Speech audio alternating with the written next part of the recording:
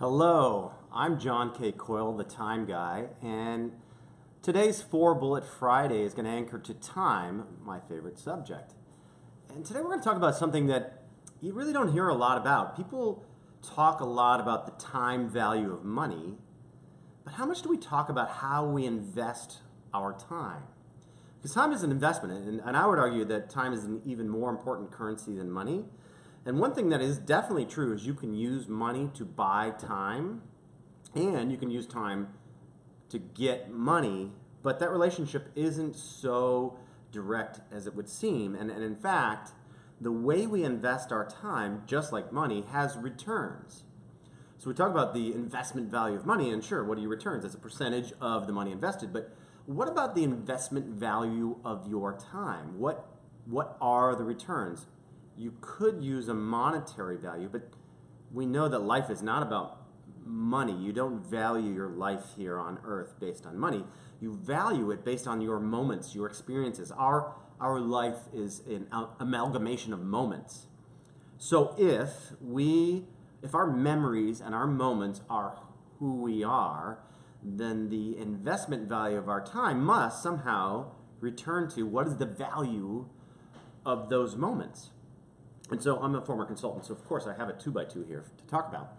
And this is the investment time portfolio. And what I want you to see is that what you really don't want is, and this is the linear time invested, so how much chronological time did you invest? And the y-axis is what were your returns on that investment of time in terms of the value of those moments. And what you definitely don't want, generally speaking, is a high investment of time and a low return. But this happens.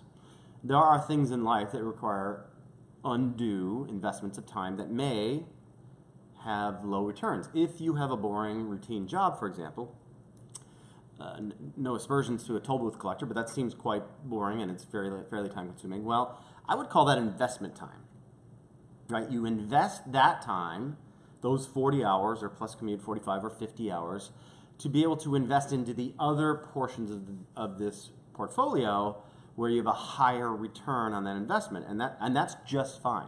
But if you can switch from investment time to flow time, if you can spend large amounts of time, large swaths of time doing something you're great at, well, that's amazing, right? That's where you want to spend a majority of your time is high investment value in terms of chronological linear time and high returns. But then you do have over here low invested time and low returns, and this is those routine things that sort of they peck away at our day, and they can actually start to add up and bring not a lot of value. And so I would suggest to you want to diminish routine time. Routine is the enemy of experiential time. Is absolute enemy. If you don't remember it, it didn't happen. Your commute every day, if you can't remember it, if you go on autopilot, the brain is lazy, it's 25% of your mass, 25% of your energy and 3% of your mass, the brain will go on autopilot whenever possible to conserve energy, but that is not what you want. You want to have memories. Memories are a function of your sense of self and being alive. So minimizing routine, the other quick trick you can do here is to turn routine time into ritual time. Ritual is different than routine in that while it's a repeated exercise, it adds value, it creates memories, it leaves you with a sense of time well spent, and we all do this. Those of you with kids, you probably have a ritual, not a routine, when you put them to bed. You sing them to sleep, you read books, you do something that has value that in time, over time, creates a sense of time. I have a friend who stopped doing the regular ordeal of shaving, which is fairly routine, and uses a straight razor, which requires intense focus and concentration, turning into a form of meditation, and that is a ritual, not a routine. So diminish or minimize routine and ritualize the rest. And then finally, the golden nirvana is what I call event horizon moments. This is small investments of time that have massive returns. And we're talking scales here, we're talking logarithmic returns. These are those moments that happen often by chance, but can also be designed where a small moment of time can mean more than the weeks, months, or years leading up to it.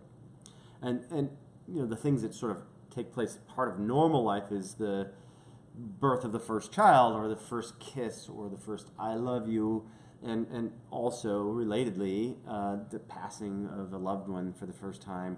All of these kinds of moments that have a before and after, that where the value of that minute, that moment, that hour, that event is far grander than the sum of its minutes that fill it. Those are the things that we want to design for. And the great thing is that event horizon moments can be gifted. You can give somebody the gift of time by creating a moment that is so impactful for them in their lives that they remember it always. We'll get into the brain science of this